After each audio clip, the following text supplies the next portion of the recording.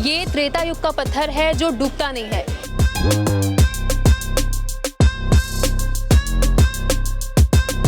ये वही पत्थर है जो नल नील ने राम राम लिख करके सागर में फेंका था।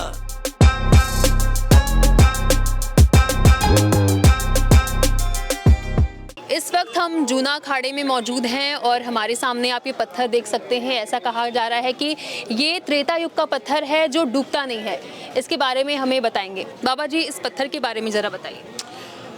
बोलो राजा रामचंद्र भगवान की जय। ये सेतु बांध रामेश्वरम का पत्थर है। ये प्राचीन काल त्रेता युग का ये पत्थर है जो आज हम और आप लोगों के सबके समक्ष है। ये वही पत्थर है जो नल नील ने राम राम लिख करके सागर में फेंका था तो पुल बना था। उसी का ये एक भाग है। हमारे दादा गुरु श्री शिवगिरी महाराज की अनुकृपा से इसका हम और आप लोग सब दर्शन कर रहे हैं। ये पत्थर कुंभ में ही इसका दर्शन लाभ आपको मिलेगा। पश्चात इसको पूजा पाठ करके स्थित रख दिया जाता है। बाबा जी, ये 13 अखाड़ों का क्या महत्व है? ये क्या होते हैं 13 अखाड़े? 13 अखाड़े हमारे गुरु महाराज नागा बाबा समझाएंगे जो जा करके। 13 अखाड़ा सिर्फ 10 नाम जूना अखाड़े के 7 अखाड़े थे और ये जूना अखाड़े की 13 अखाड़े शाखाएं हैं।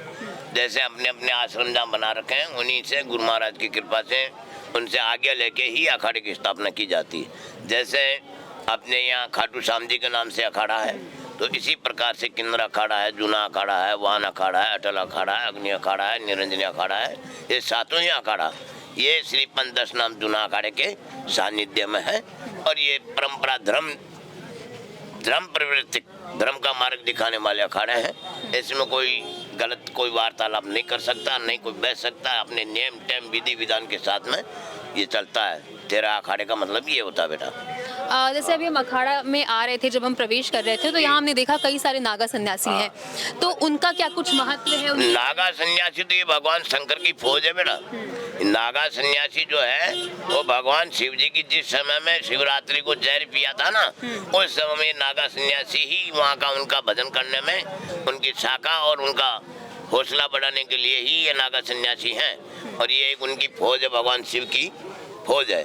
भूत भविष्य वर्तमान तीनों काल में विचलित करते हैं। ये तीनों ही काल है, भूत भविष्य और वर्तमान में नागा सन्यासी अपना भजन करते हैं और संसार को सत मार्ग दिखाने का उनका मेन उद्देश्य ये है बेटा। जैसे ये कुंभ का बड़ा आयोजन है, बड़ा धार्मिक आयोजन है। इस वक्त आप हम नागा सन्यासियों को देख सकते हैं, नागा साधुओं को, लेकिन इसके बाद वो कहाँ जाते? इसके बाद में सब साधु अपने अपने कोई किन्नरों में चले जाते हैं, कोई भागरों में, कोई पहाड़ में, कोई गुफाएं, अपना अपना जहाँ रेन बसेरा है वहाँ चले जाते हैं। और वो सिर्फ 3 साल के बाद ही कुंभ में वो आपको दर्शन देंगे, उससे पहले दर्शन नहीं मिलेंगे।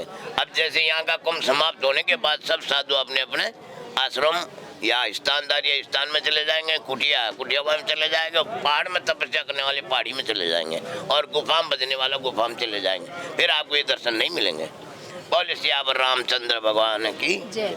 और अमृत स्नान में पहले नागा सन्यासी स्नान करते हैं, उसके बाद आम जनता स्नान करते हैं। इसका क्या महत्व? इसका महत्व यह है कि जिस समय में क्षीर सागर को मंथन किया था उस समय में नागा साधुओं ने अमृत को निकाला था। देव दानव मानव इनमें ये अमृत लेके और सभी को पिलाने के लिए भगवान विष्णु मोहिनी रूप धारण किया। उस समय में ये फौज उनके पास में थी, नागा सन्यासी महात्मा ही थे। उस समय में वस्त्र नहीं था। ये तो वस्त्र का आविष्कार तो बहुत बाद में हुआ। पहले अपना मन का ही दर्पण था और मन का ही आवरण था, जिससे वो नागा रहते हुए भी उनको ये लगता था कि हम वस्त्र पहने हुए हैं। ये भस्मी धारण करते हैं। ये भस्मी बिना सूत का कपड़ा है। इसको जब धारण कर लेते हैं तो सर्दी गर्मी वर्षा नहीं लगती। ये बात है बेटा। अच्छा, और नागा कितने तरह के होते हैं? नागे तो 4 तरीके के होते हैं, चारों मठों के मठाधीश के हिसाब से। ठीक है, बहुत बहुत धन्यवाद। जय श्री राम। जय श्री राम।